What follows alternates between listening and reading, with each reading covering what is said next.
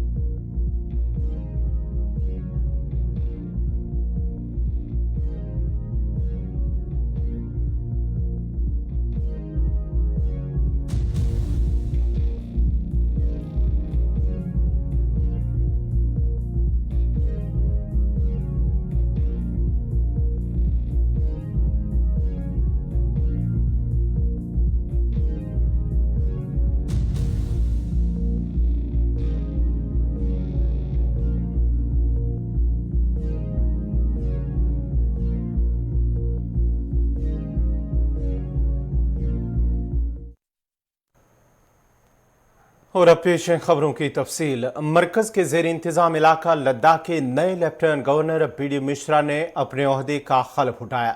राजनिवास लद्दाख में आज एक तकरीब मुनक्कद हुई है, जिस दौरान साबिक आर्मी ब्रिगेडियर बीडी मिश्रा ने अपने ओहदे का हल्फ उठाया। बीडी मिश्रा लद्दाख के दूसरे लेफ्टिनेंट गवर्नर हैं। Brigadier doctor BD Mishra retired 20 जुलाई 1939 को उत्तर प्रदेश में पैदा हुए। उन्होंने 17 दिसंबर 1961 को इन्फेंट्री मद्रास रेजिमेंट में कमीशन हासिल किया था। वो 31 जुलाई 1995 को नेशनल सिक्योरिटी गार्ड एनएसजी में 33 साल और 7 माह पर मुहित एक शानदार फौजी करियर के बाद रिटायर हुए।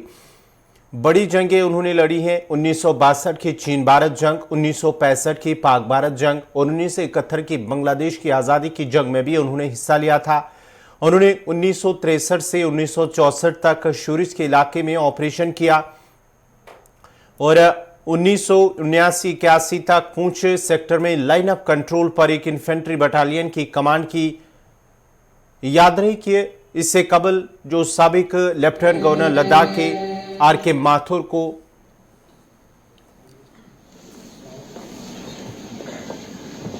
I request advisor to Lieutenant Governor to start the court proceedings.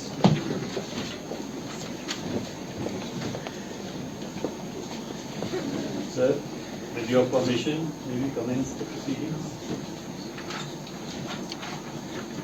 Sir, with your permission, the warrant of appointment will now be read.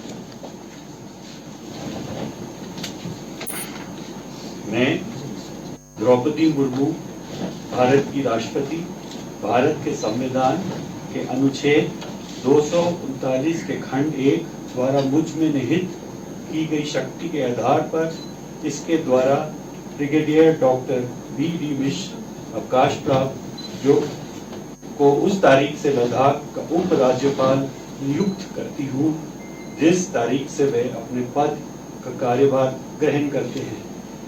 Bharat गणराज्य के 74वें वर्ष में आज सन 2023 ईस्वी की फरवरी मास के 11वें दिन 22 माघ 1944 शक राष्ट्रपति भवन नई दिल्ली में दिया गया। हस्ताक्षरित भारत की राष्ट्रपति। By virtue of the power vested in me by clause 1 of Article 239 of the Constitution of India, I, Draupadi Murmu, President of India, hereby appoint Brigadier Dr. B.D. Mishra, retired, to be the Lieutenant Governor of Ladakh with effect from the date he assumes charge of his office. Given at Rashtrapati Bhavan, New Delhi, this 11th day of February in the year 2023, 22nd March 1944 Saka, in the 74th year of the Republic of India. Signed, President of India.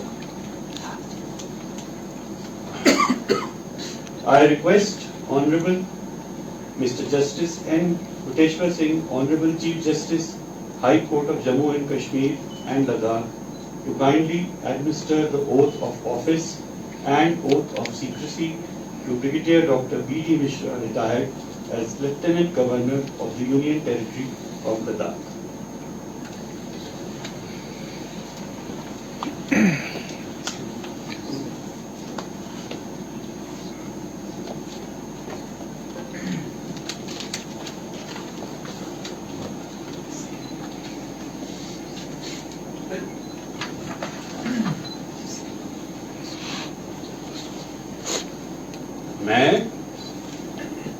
मैं brigadier doctor B.D. मिश्र अवकाश प्राप्त ईश्वर की शपथ लेता हूँ कि मैं श्रद्धापूर्वक केंद्र शासित प्रदेश लद्दाख के उपराज्यपाल के पद का कार्यपालन करूँगा तथा अपनी पूरी योग्यता से संविधान और विधि का परीक्षण, संरक्षण और प्रतिरक्षण करूँगा और मैं लद्दाख की जनता की सेवा और कल्याण में निरंतर रहूँगा।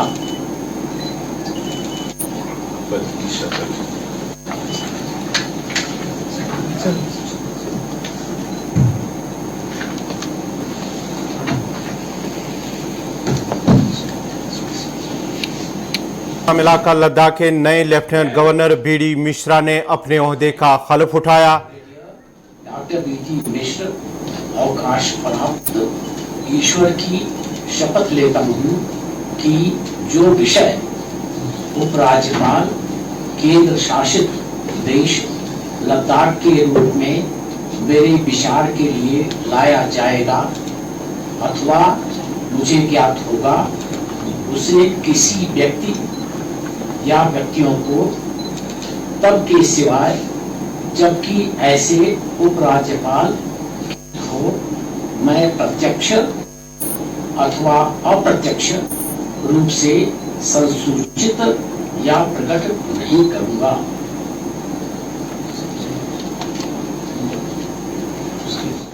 B.D. Mishra brigadier doctor B.D. Mishra retired 20 जुलाई 1939 को उत्तर प्रदेश में पैदा हुए।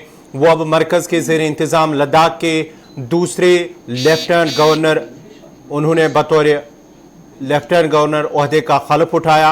उन्होंने 17 दिसंबर 1961 को इन्फेंट्री मद्रास रेजिमेंट में कमीशन हासिल किया था। 31 जुलाई 1995 को नेशनल सिक्योरिटी गार्ड NSG में 33 साल और 7 माह पर मुहित एक शानदार फौजी करियर के बाद वो रिटायर हुए। उन मुख्तलिफ बड़ी जंगों में उन्होंने शिरकत की थी।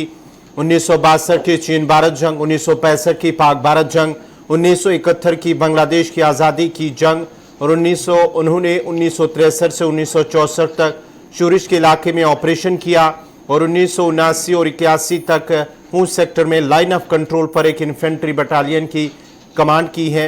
याद रहे कि इससे पहले जो साबिक लेफ्टिनेंट गवर्नर लद्दाख के R.K. माथुर 25 अक्टूबर 2019 को लद्दाख का पहला LG तैनात किया गया था और 3 बरस के जायद अरसे से वो उस ओहदे पर फाइज रहे।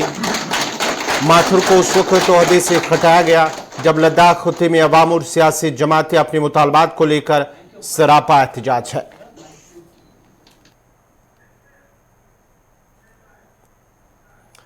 रहमतों और बरकतों की रात शब मेराज मजहबी अकीदत और एहतराम के साथ मनाई गई। शब मेराज वो शब है जब अल्लाह रब्बुल इज़्ज़त ने अपने हबीब नबी मोहतरम हज़रत मोहम्मद मुस्तफ़ा सल्लल्लाहु अलैहि वसल्लम को मेराज का शरफ अता किया और 5 नमाजों का तोहफा अता किया।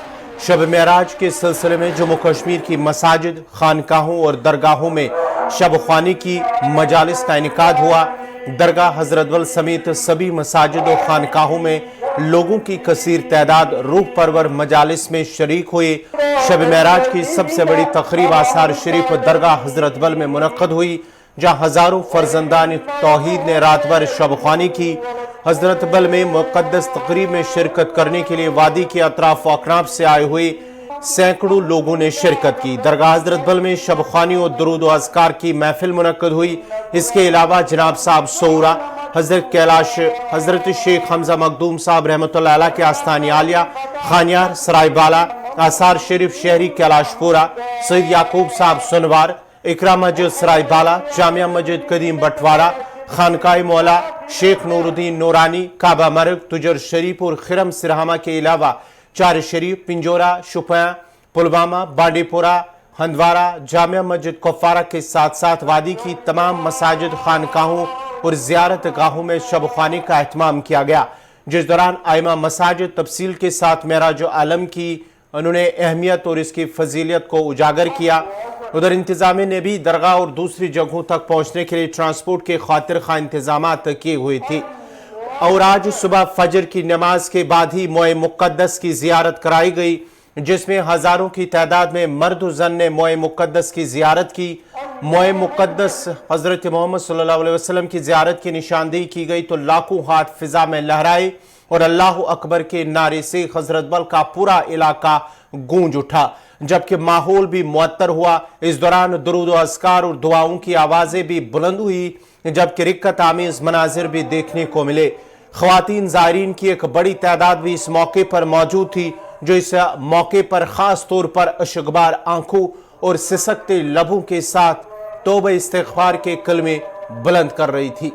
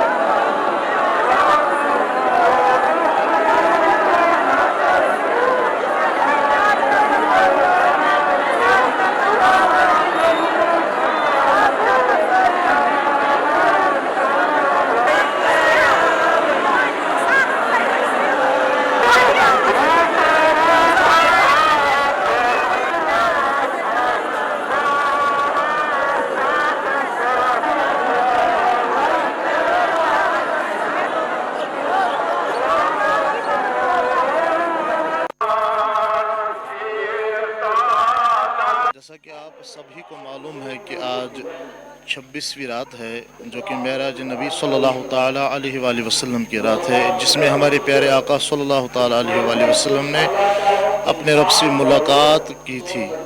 तो इसी सिलसिले में हर जगह पे मोमिनीन मुस्लिमीन शब मनाते हैं और हस्ब मामूल दरगाह आलिया बारामुल्ला में भी हमेशा से ये शब मनाया जा रहा है और आज भी ये शब हो रहा है। अल्हम्दुलिल्लाह रब्बिल आलमीन 10:30 बजे से ये शब खानी शुरू हो चुकी है।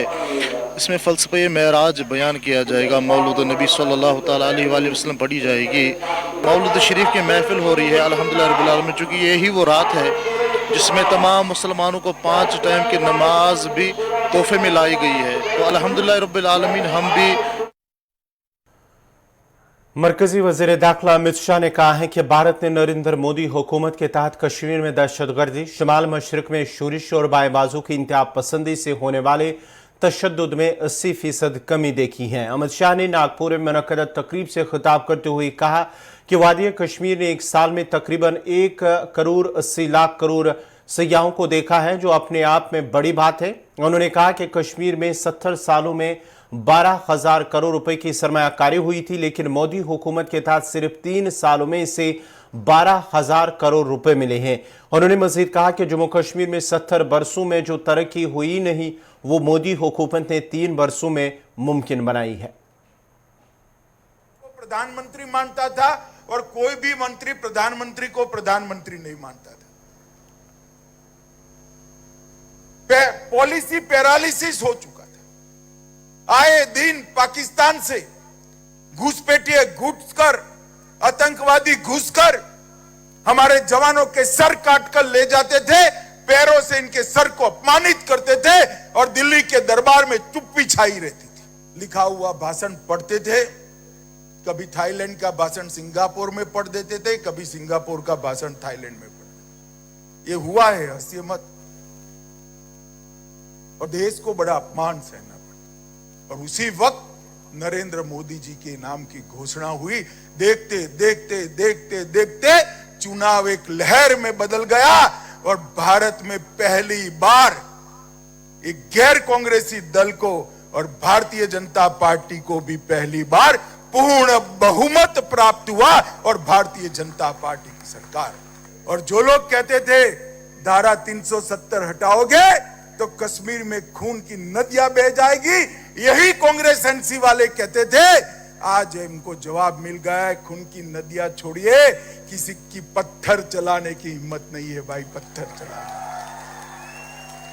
नॉर्थ ईस्ट के अंदर विकास के आधार पर मोदी जी ने इंसर्जेंसी को समाप्त कर दिया। वामपंथी उग्रवाद क्षेत्र के अंदर लगभग देश को मुक्ति दिलाने के कगार पर पहुंचे। महाराष्ट्र, मध्य प्रदेश, झारखंड, बिहार, ये 4 राज्य पूर्णतः मुक्त हो चुके हैं। छत्तीसगढ़ बाकी है, थोड़ा आंध्र तेलंगाना के एक तालुका बाकी है और उड़ीसा में भी एक तालुका बाकी है। मुझे भरोसा है कि 2 साल में ये भी समाप्त। धारा 370 हटे कोई नहीं मानता था। ट्रिपल तलाक समाप्त हो कोई नहीं मानता था। सीएए इस देश में आए कोई नहीं मानता था। इस देश के अंदर भाजपा की सरकार है, कॉमन सिविल कोड बनाने की दिशा में आगे जाए कोई नहीं मानता था। सारे हमारे वैचारिक आधार को पूर्ण करने का काम नरेंद्र मोदी जी ने किया है, भारतीय जनता पार्टी ने किया। जेएसडब्ल्यू ग्रुप ने कश्मीर में 150 करोड़ रुपए के स्टील प्लांट का संग बुनियाद रखा है। जेएसडब्ल्यू ग्रुप, जो पहले जिंदल साउथ वेस्ट के नाम से जाना जाता था, ने पुलवामा में स्टील प्रोसेसिंग प्लांट का संग बुनियाद रखा है। जेएसडब्ल्यू ग्रुप के चेयरमैन और मैनेजिंग डायरेक्टर सज्जन जिंदल ने जनूबी कश्मीर के पुलवामा में स्टील प्रोसेसिंग की नई सहूलियत के लिए संग बुनियाद रखने की तकरीब के बारे में ऐलान किया। जेएसडब्ल्यू ग्रुप ने कहा था कि वो जम्मू कश्मीर में 1.2 लाख मीट्रिक टन कलर लेप्थ स्टील मैन्युफैक्चरिंग सहूलियत कायम करने के लिए 150 करोड़ रुपए की सरमायाकारी करेगा। इंडस्ट्रीज डिपार्टमेंट के एक सीनियर एहलकार ने कहा है कि किसी आला ओहदेदार को मदऊ नहीं किया गया, जिसकी वजह से स्टील की बुनियाद रखना एक कम अहम वाक़ा है। ताम हुकाम ने तकरीबन 70 कनाल अराजी यानी कि 8.75 एकड़ का कब्जा जेएसडब्ल्यू स्टील लिमिटेड को पुलवामा के लासीपुरा सनती इलाके में 150 करोड़ रुपए का स्टील प्लांट लगाने के हवाले करने की तमाम रस्मी कार्रवाइयां मुकम्मल कर ली हैं और कल बाज़ाब्ता तौर पर वहां पर उसका सग बुनियाद रखा है। जहां पर गुलिस्तान न्यूज़ की नुमाइंदी आदिल शहनवाज ने वहां पर मकामी लोगों के साथ बात की, वहां उस इलाके पर जाकर जो है कस्बंदी की है। आइए देखते हैं कि आदिल शहनवाज ने वहां पर लोगों के साथ भी बात की है, क्या कुछ कहा है।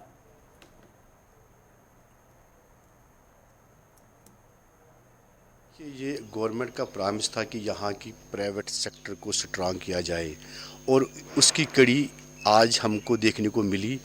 जेएसडब्ल्यू जो कंपनी है, इसने यहाँ सड़कों में एक स्टील प्लांट कायम किया है और ये बताया जा रहा है कि ये जम्मू कश्मीर में सबसे बड़ा स्टील प्लांट है और ये 1 साल में 1 लाख मैट्रिक टन ये निकालेगा, जिससे यहाँ की मार्केट को बड़ा फ़ायदा होगा और यहाँ के जो बेरोज़गार है उनको रोज़गार कमाने का मौका मिलेगा। मैं चाहता हूँ कि भारत सरकार ऐसी मतलब फैक्ट्रियाँ यहाँ पे कायम करे ताकि यहाँ के बाज़ार को फ़ायदा मिले और यहाँ के बेरोज़गार को फ़ायदा मिले। मैं एलजी साहब का बहुत शुक्रगुज़ार हूँ और हमारे डीसी साहब का बहुत शुक्रगुज़ार हूँ, जिस तरह उन्होंने पुलवामा की डेवलपमेंट के लिए हमेशा काम किया है और उन्होंने पुलवामा के लिए हर वक्त आवाज़ उठाई है। मैं डीसी साहब का बहुत शुक्रगुज़ार हूँ। जेएसडब्ल्यू ग्रुप ने कश्मीर के अंदर 150 करोड़ रुपए का एक स्टील प्लांट का संग बुनियाद रखा है। JSW ग्रुप, जो कि पहले जिंदल साउथ वेस्ट के नाम से जाना है, कश्मीर के अंदर यानी पुलवामा के अंदर उन्होंने इस स्टील प्रोसेसिंग यूनिट का संग बुनियाद रखा है। और जो JSW के चेयरमैन और मैनेजिंग डायरेक्टर है सज्जन जिंदाल, उन्होंने इस चीज़ की जानकारी जो है अपने ट्विटर के ज़रिए से दी है। हम अभी उसी सनदी मरकज़ जो सिडको लासीपुरा में है, और यहाँ पे आपको दिखाएंगे कि ये जो अराजी है, जो तकरीबन 70 कनाल की जो अराजी है, कब्ज़ा है वो JSW स्टील लिमिटेड को पुलवामा के लासीपुरा सनती इलाके में 150 करोड़ रुपए का एक स्टील प्लांट लगाने के हवाले से कहने का तमाम रस्मी कार्रवाइयाँ मुकम्मल कर ली है। और JSW के मुताबिक सालाना 1,20,000 मेट्रिक टन की सहूलियात की एक जदीद तरीन colour coated manufacturing steel plant कायम करने का अहद किया है। हुकूमत के मुताबिक जम्मू व कश्मीर को तकरीबन 1 साल के मुद्दत में 60,000 करोड़ रुपए के सरमाकारी का तजावीज़ मौसूल हुई है, और साथ ही 1,455 सनती यूनिट ने अभी अपना जो काम है वो शुरू किया है। तो कुल मिला के अगर हम कहें, अभी हम जो है इस लासीपुरा इंडस्ट्रियल यूनिट में है, और ये जो सारा आप यहाँ पे देख सकते तकरीबन 70 कनाल जो है बताया जा रहा है, इस अराजी को JSW ग्रुप के हवाले किया गया है। और JSW का ये कहना है कि जो यहाँ पे प्रोडक्शन निकलेगा, एक तो यहाँ के जो बाज़ार है उनको फ़रोग भी मिलेगा, और जो रोज़गार के जो नए वसाइल है वो भी पैदा किए जाएंगे। तो जो यहाँ पे चलिए, इस वक्त की बड़ी खबर जम्मू ज़िले से आ रही है। आपको बताते चले कि जम्मू ज़िले से बड़ी खबर इस वक्त आ रही है कि पुलिस पब्लिक मेले का आगाज़ हुआ है। जम्मू ज़िले के अंदर पुलिस पब्लिक मेले का आगाज़ हुआ है। LG मनोज सिन्हा ने मेले का इफ्तिताह किया है। आपको बताते चले बड़ी खबर जम्मू से कि जम्मू ज़िले के अंदर एक पुलिस पब्लिक मेले का इनेकाद हुआ, जिसका इफ्तिताह LG मनोज सिन्हा ने किया है। गुलशन ग्राउंड जम्मू के अंदर ये मेला मुनक्कद हुआ है, आगाज़ हुआ इसका बाज़ाब्ता तौर पर। इसका इफ्तिताह LG मनोज सिन्हा ने वहां पर किया है। पुलिस पब्लिक मेले का आगाज जम्मू जिले के अंदर हुआ है। गुलशन ग्राउंड जम्मू के अंदर ये मेला मुनक्कद हुआ है, और इसका इफ्तिताह LG मनोज सिन्हा ने किया है। ये ताज़ा तस्वीर आप देख सकते हैं, गुलशन ग्राउंड जम्मू के अंदर पुलिस पब्लिक मेला, जिसका इफ्तिताह खुद LG मनोज सिन्हा ने किया है।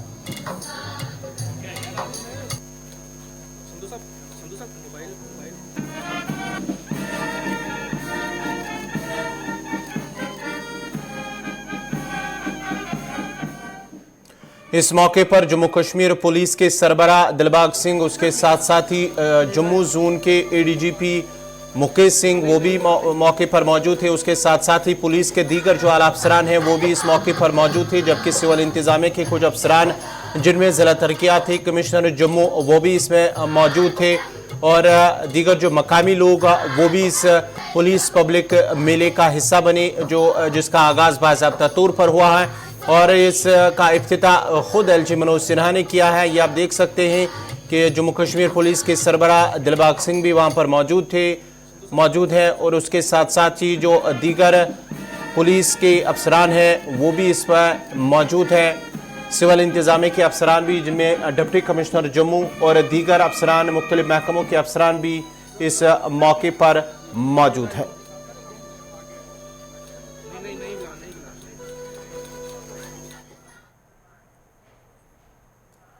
सिविक एक्शन प्रोग्राम के तहत आज पुलवामा पुलिस ने एक साइकिल रेस का इनेकाद किया, जिसमें करीब 30 लड़कों ने हिस्सा लिया है। ये साइकिल रेस बनूरा सर्कल क्रॉसिंग से अवंतीपुरा क्रॉसिंग तक रखी गई थी, जिसके बाद पहली पोजीशन हासिल करने वाले को इनाम से नवाजा गया। इस मौके पर पुलिस ने कहा कि सिविक एक्शन प्रोग्राम के तहत ऐसे प्रोग्राम मुस्तकबिल में भी मुनक्कद होंगे, ताकि नौजवानों को खेलकूद की तरह रागिब किया जा सके और उन्हें नशा जैसी बिद्दत से दूर रखा जाए। इस मौके पर रेस में हिस्सा लेने वालों ने भी पुलिस का शुक्रिया अदा किया और उम्मीद की कि आगे भी इस तरह के प्रोग्राम मुनक्कद होंगे। सिविक एक्शन प्रोग्राम के तहत हमने यहाँ डिस्ट्रिक्ट पुलिस पुलवामा के थ्रू यहाँ एक प्रोग्राम कराया गया, जिसमें साइकिल रेस, इसके अलावा आगे बहुत सारे प्रोग्राम होंगे। आज साइकिल रेस कराई गई, जिसमें तकरीबन 40 से 50 और मल्टीपल कैटेगरीज में बच्चों ने पार्टिसिपेट किया, और गर्ल्स पार्टिसिपेंट ने भी पार्टिसिपेट किया। तो हम ये प्रोग्राम आगे भी लेके जाएंगे और बाकी प्रोग्राम भी कराएंगे। जो पुलवामा में एक पुलिस और बच्चों के दरमियान जो गैप हुआ है, दिन ब दिन हालात ठीक हो रहे हैं और ये गैप हम पूरा करने की कोशिश कर रहे हैं, तो हम आगे भी बड़े सारे प्रोग्राम कराएंगे। मेरा नाम मलिक कर्नल तलहा है, मैं ज़िला पुलवामा से हूँ और यहाँ पे आज डिस्ट्रिक्ट पुलिस ने यहाँ पे साइकिलिंग रेस ऑर्गेनाइज की थी जिसमें मैंने पार्टिसिपेट किया और मेरी यहाँ पे फर्स्ट रैंक हासिल हुई है। मैं शुक्रगुजार हूँ पुलिस का जिन्होंने ये ऑर्गेनाइज की थी और मैं अब पुलिस से और गुजारिश करता हूँ ये इसके बाद भी ये साइकिलिंग वाइकिलिंग जो भी ये है गेम्स वो बनाए। तो नाज़रीन, इसी के साथ ही उर्दू खबरनामा इख्तिताम पज़ीर हुआ चाहता है। अपने मेज़बान गौहर कुछे को इजाज़त दीजिए। अल्लाह हाफ़िज़।